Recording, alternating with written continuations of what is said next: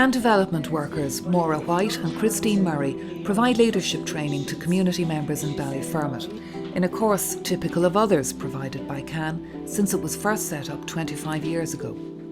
A key value underlying CAN's work is a belief in people's intrinsic capacity for leadership.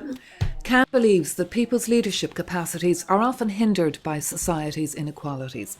One inequality that is particularly evident in communities is that of knowledge, an inequality that shapes the relative affluence and poverty map of Dublin, with on the one hand a concentration of the best education resources in the blue areas that are most affluent, and on the other hand, poorer communities struggle for basic educational resources and facilities. Such inequalities confront CAN in its work, and its engagement with communities therefore starts with a search for knowledge about the community, its resources, and the issues and problems it confronts on a daily basis. When CAN was formally established in 1987, Ireland was, like today, in recession, with unemployment at almost 17%, the highest recorded level ever, and although it was a general election year, there seemed little prospect of economic recovery. The impact of the recession was felt most in disadvantaged communities, and at the time there was no statutory funding for community development. Many people, however, were actively engaged in developing their communities with training, enterprise, women's groups, welfare rights, drawing from piecemeal resources to bring together new ideas and to build community strength and capacity.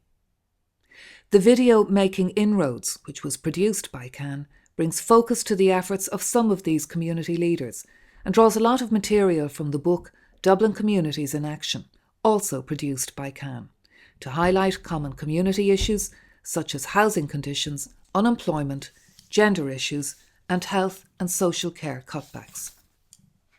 In forming CAN, its founders saw the need for an organisation that would offer external supports and leadership training to community groups who were struggling to maintain focus during harsh financial times. Over time, CAN organised several leadership courses and drew participants from several communities, providing accredited training, peer network support, and an opportunity to take up employment as community workers in their own communities. This recent course brings together workers from different residence groups in Dublin's North Inner City with a specific focus on linking up with Dublin City Council and the Gardaí in dealing with antisocial problems and local policing issues. When you do put the right effort in, but it has to be consistent. Like I'm talking about having people in that area. A key priority in all of CAN's courses, including this course in Ballyfermot, is to help participants analyse and make sense of the main social issues that confront them in their own environments. CAN uses a participative model in these courses. The focus is not on imparting information through standard instruction, but rather on facilitating people to tell their own stories of their experiences and to build on this with others in developing community knowledge and capacity. What we try to do is present a method of social analysis that's, I suppose, where participants can actually engage with. And what happens is that a lot of people come onto our courses with experience, and they have experienced a lot of issues within their communities, and those issues can sometimes be lost in the stories. So what we find is that we spend some time on learning how to do analysis without using the word, using it in a way that gets people to unpack the issue and how it affects themselves personally and their communities and how others see it. And we often find that when we do this, that people's eyes are totally open to how, I suppose, society is made up and how this impacts on their lives. And that in turn then helps them look at ways of actually addressing these issues as a community in society. The importance of trust building is really essential in all of our training. Like when we as tutors and all members of staff, when they're acting in the role as tutors, come with their own experiences, and they share that experience, and they're able to engage very much with the participants on the course, and relate to the experiences that they have. And together, I feel that kind of, there's an honesty there, and people really respect that, and then they begin to open up because they feel they're being listened to, they feel they're being respected, and they are treated as equals. And that is the ethos of CAN's training, is that everybody in the room is equal, each coming with their own experience, their own values, their own opinions, and our job is to work with that. So when we work with a group beginning out, we look on them and we say to participants that this is actually a learning community, and we're all going to get to know one another, trust one another, and that comes with time. It comes over a period of time, and as tutors and facilitators, we facilitate that process. Eventually, participants become more focused on their own core issues and individual projects, which they undertake as part of their accreditation.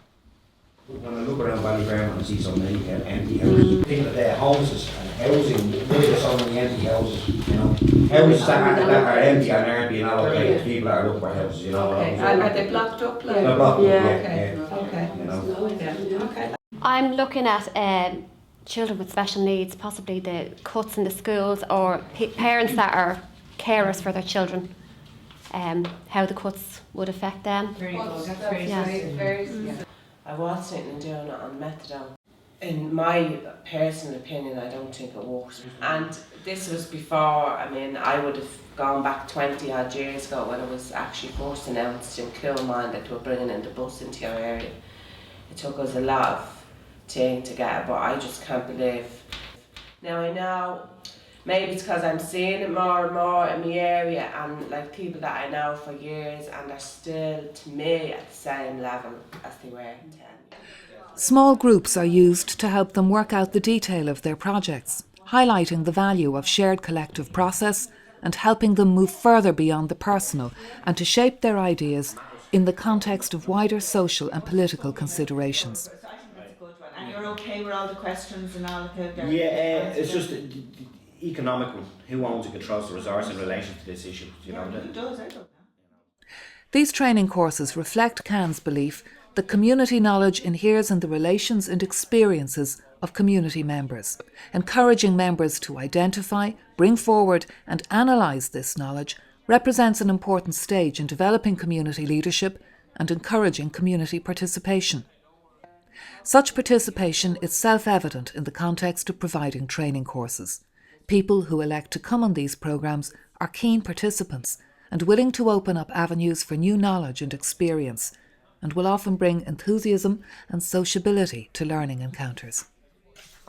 While leadership training is an important part of its work, CAN has never perceived itself as a training agency per se, and over the last 25 years it has also engaged at other more practical levels in developing leadership in community organisations and around specific social issues and policies.